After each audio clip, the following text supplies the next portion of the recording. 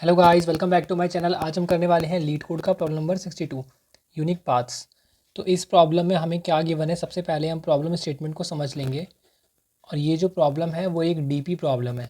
तो अगर आपको डीपी ऑन ग्रिड आता है तो अच्छी बात है, ये प्रॉब्लम आपको बहुत जल्दी समझ में आ जाएगी, आप इसको खुद से भी कर लेंगे। और अगर आपको नहीं आता है तो आप यहाँ से सीख लो। देखो, हमें m = 3 दिया हुआ है, n = 7 दिया हुआ है। ठीक है, तो इसका मतलब क्या है कि हमारे पास 3 रोज़ हैं और 3 कॉलम्स हैं। ठीक है, 3 रोज़ हैं और 7 कॉलम्स है, सॉरी, 1 2 3 4 5 एंड 6। तो एक रोबोट है हमारे पास। रोबोट यहाँ से शुरू करता है और यहाँ पे उसको पहुँचना है। वो टॉप लेफ़्ट से शुरू करेगा और बॉटम राइट पे उसको पहुँचना है। तो आपको ये बताना है वो यहाँ से शुरू करके यहाँ तक पहुँचेगा तो ऐसे कितने नंबर ऑफ़ वेज़ पॉसिबल हैं। वेज़ कैसे? वेज़ देखो, एक तरीका तो ये हो सकता है, एक तरीका ऐसे करके ऐसे हो सकता है, एक ऐसे हो सकता है, एक ऐसे हो सकता है। तो यहाँ पे बहुत सारे तरीके पॉसिबल हैं, है ना। तो आपको बस यही बताना है कि कितने नंबर ऑफ़ यूनिक तरीके हैं, कितने number of unique path exist करते हैं यहाँ से यहाँ तक, जो कि रोबोट ले सकता है यहाँ से यहाँ तक पहुँचने के लिए। तो इस प्रॉब्लम को कैसे करेंगे? देखो, सबसे पहले तो इसमें आपको समझना ज़रूरी है कि ये प्रॉब्लम जो है वो डीपी की क्यों है। क्यों डीपी की प्रॉब्लम है? डीपी की प्रॉब्लम में एक साइन होता है बस, कि ओवरलैपिंग सब प्रॉब्लम्स। आपको ओवरलैपिंग सब प्रॉब्लम्स मिलती हैं तो आपको पता चलता है कि ये जो प्रॉब्लम है वो डीपी की प्रॉब्लम है। यहाँ पे कहाँ है ओवरलैपिंग सब प्रॉब्लम? तो अगर मैं आपको दिखाऊँ, देखो, आप यहाँ से यहाँ जा सकते हो, फिर आपके पास चॉइस है, आप इधर जा सकते हो, नहीं तो इधर जा सकते हो। ठीक है, आप यहाँ से यहाँ जाते टाइम ना, या तो आप राइट जा सकते हो या तो आप डाउन जा सकते हो। मैंने ट्विस्टेड मिरर वाले प्रॉब्लम में ऐसे करके दिखाया है, पर इस प्रॉब्लम में मैं आपको अलग तरीके से दिखाता हूँ। इसमें मैं आपको दिखाता हूँ कि मान लेता हूँ मेरा रोबोट यहाँ पे है और उसको यहाँ से यहाँ पहुँचना है। अब वो यहाँ से यहाँ पहुँचे या फिर यहाँ से यहाँ पहुँचे, तरीके तो सेम ही रहने वाले हैं ना। और हमें क्या रिटर्न करना है? हमें यूनिक पाथ रिटर्न करना है, नंबर ऑफ़ यूनिक पाथ।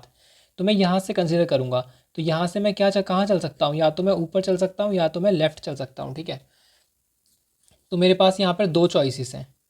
ठीक है ना, तो we have 2 choices for each cell. हमारे पास हर सेल के लिए 2 चॉइस हैं। तो आप ये देखो, मैं मान लो यहाँ से ऊपर गया, फिर इधर गया, फिर इधर गया। मैं आपको इसमें समझा देता हूँ, आपको ज़्यादा समझ में आ जाएगा इसमें कि इसमें ओवरलैपिंग सब प्रॉब्लम कहाँ आ रही है। मान लो मैंने यहाँ से शुरू किया, मैं यहाँ गया, यहाँ गया, फिर यहाँ गया, फिर यहाँ गया, फिर इधर गया। ठीक है, अब मान लो मैंने यहीं से शुरू किया, तो मेरे पास क्या चॉइसेस है? मैं या तो इधर जा सकता हूँ या तो नीचे जा सकता हूँ, है ना। सॉरी, या तो ऊपर जा सकता हूँ। तो अगर ऊपर जाऊँगा तो ऊपर वाला इवेल्युएट नहीं है, बट देखो इधर वाला पाथ इवेल्युएटेड है। इधर वाला पाथ क्या है? इवेल्युएटेड हो चुका है, ये वाला रास्ता। अब इधर वाले पाथ से भी 2 कंडीशंस पॉसिबल है, इधर नहीं तो इधर। आप खुद देखो ना, आप अगर यहाँ से शुरू करोगे तो आप यहाँ पे हमेशा ओवरलैपिंग सब प्रॉब्लम्स बनेंगी। आप नीचे आप सॉरी, आप इधर जा सकते हो, आप इधर जा सकते हो, है ना। तो एक बार इसको ट्री डायग्राम से अच्छे से समझ लेते हैं। यहाँ पे ये कौन सा रो और कौन सा कॉलम है? ये है आपका सेकेंड रो और थर्ड कॉलम। तो मैं 2, 3 से कहाँ कहाँ जा सकता हूँ, आप बताओ मुझे। 2, 3 से मैं ऊपर जा सकता हूँ, तो ऊपर जाऊँगा तो क्या होगा? 1, 3।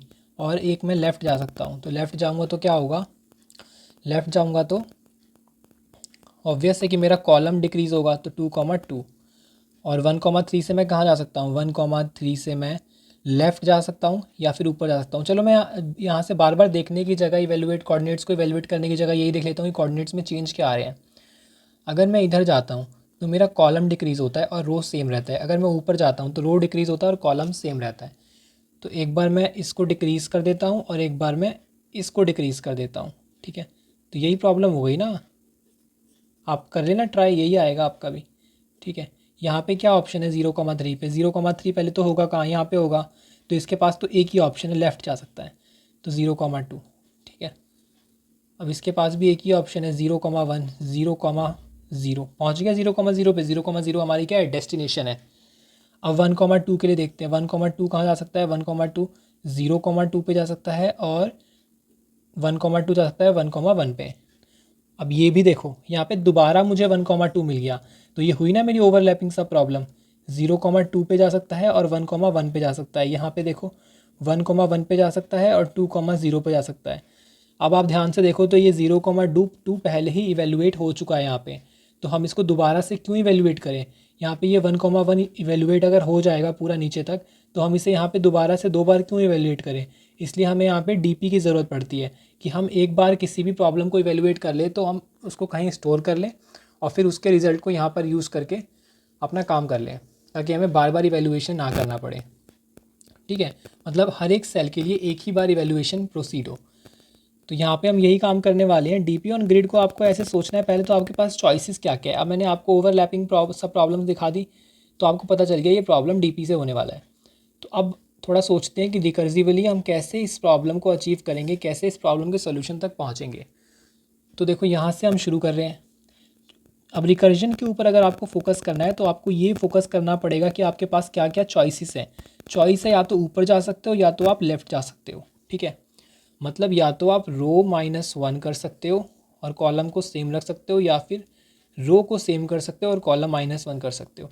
इससे कुछ W1 वेज आ जाएंगे, इससे कुछ W2 वेज आ जाएंगे, और W1 + W2 क्या हो जाएगा, टोटल नंबर ऑफ़ वेज हो जाएंगे। क्या हम यही करने वाले हैं? बिल्कुल यही करने वाले हैं। अब मैं आपको इस लॉजिक की इम्प्लीमेंटेशन दिखाता हूँ, बट उससे पहले मैं आपको बेस केस भी दिखा लेता हूँ रिकर्जन का। बेस केस क्या होगा, जब वो अपने डेस्टिनेशन पे पहुँच जाएगा, पहला बेस केस। दूसरा बेस केस, जब वो आउट ऑफ बाउंड हो जाएगा। मान लो ये रो -1 कॉलम -1 करते करते कोई आउट ऑफ बाउंड चला गया, ये भी तो पॉसिबल है, तो वहाँ से भी हमें क्या करना है, रिटर्न करना है। और जब ये हमारा ये वाला बेस केस कब होगा, जब हमारा पाथ डेस्टिनेशन तक पहुँचेगा। डेस्टिनेशन क्या है, 0,0। जब रो और कॉलम दोनों एक साथ जब 0 हो जाए तो वो हमारा डेस्टिनेशन होगा। ठीक है, अब मैं आपको इस लॉजिक की इम्प्लीमेंटेशन को दिखा देता हूँ। और गाइज़, अगर आपको वीडियो समझ आती हो तो आप मुझे अपना फीडबैक ज़रूर शेयर किया करो, इससे मुझे पता चलता है कि मैं बिल्कुल सही ट्रैक पे पढ़ा रहा हूँ आपको।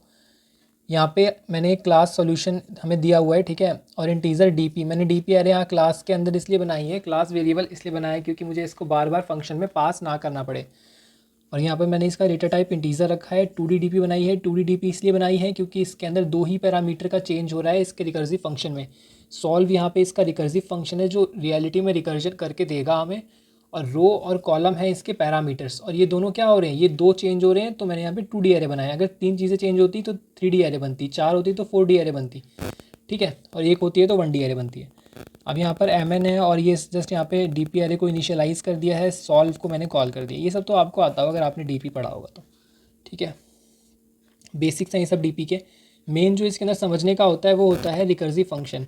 मैं इस प्रॉब्लम को मेमोराइजेशन और रिकर्जन से करने वाला हूँ क्योंकि ये ज़्यादा प्रेफर्ड रहता है इन सब चीज़ों में।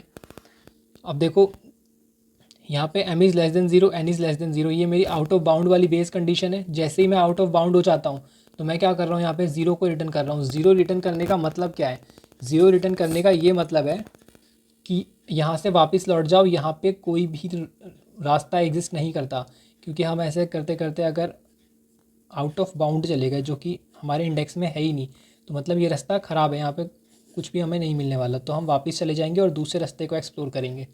ठीक है, यहाँ पर मैंने ये कंडीशन आप इसके ऊपर भी लिख सकते हो। जनरली ये भी बेस केस में आता है तो ये ऊपर लिखा जाता है, मैंने यहाँ पे नीचे लिख दिया है।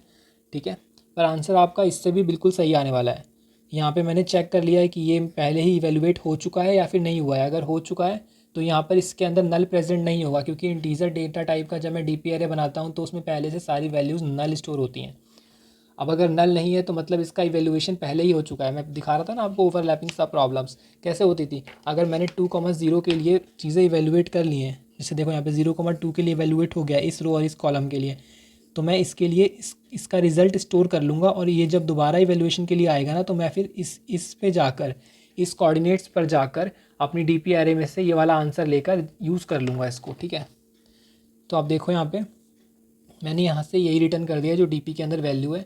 और जब m भी 0 हो जाए, n भी 0 हो जाए, मतलब जब रो भी 0 हो जाए और कॉलम भी 0 हो जाए, तो क्या होगा, तो ये हमारी बेस कंडीशन हो जाएगी। यहाँ पे गलती हुई है, यहाँ पे जैसे m और n मैंने यूज़ कर रखे हैं, यहाँ पे मैंने रो और कॉलम लिख रखा है, यहाँ भी मैं m और n ही लिख लेता हूँ। ठीक है, क्योंकि पैरामीटर में mn पास है और यहाँ पे mn यूज़ है, तो mn ठीक है, रो और कॉलम नहीं आएंगे यहाँ पे। तो m 0 और n 0 अगर दोनों 0 हो जाते हैं तो मैं वहाँ पे 1 रिटर्न कर दूंगा। 1 रिटर्न करने का मतलब क्या है, 1 रिटर्न करने का मतलब है कि यहाँ पे एक रास्ता एग्जिस्ट करता है, आप एक को ऐड कर सकते हो। तो सॉल्व कॉल होगा m n-1 के लिए। एक बार कॉलम डिक्रीज़ किया, कॉलम डिक्रीज़ करने का मतलब क्या होता है, कॉलम डिक्रीज़ करने का मतलब होता है कि हम लेफ़्ट जा रहे हैं, और रो को डिक्रीज़ करने का मतलब होता है हम अप जा रहे हैं। ठीक है, तो ये दोनों को मैंने क्या कर दिया, प्लस कर दिया। जब भी आपको टोटल नंबर ऑफ़ वेज बताने हो, टोटल जैसा कुछ लिखा हो कि टोटल बता दो, तो आपको ऐड ऑन करना होता है, ठीक है ना। अगर मैक्स लिखा हो तो आपको इन दोनों का मैक्स लेना होगा, मिनिमम लिखा हो तो मिन लेना होगा, ठीक है ना। ये सब आपको डीपी में ध्यान रखना है।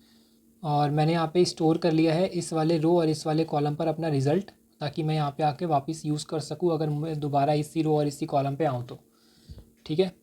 अब इसकी टाइम कॉम्प्लेक्सिटी की मैं बात कर लेता हूँ। टाइम कॉम्प्लेक्सिटी जो होगी इसकी big O of m into n है, और स्पेस कॉम्प्लेक्सिटी होगी वो होगी big O of m into N.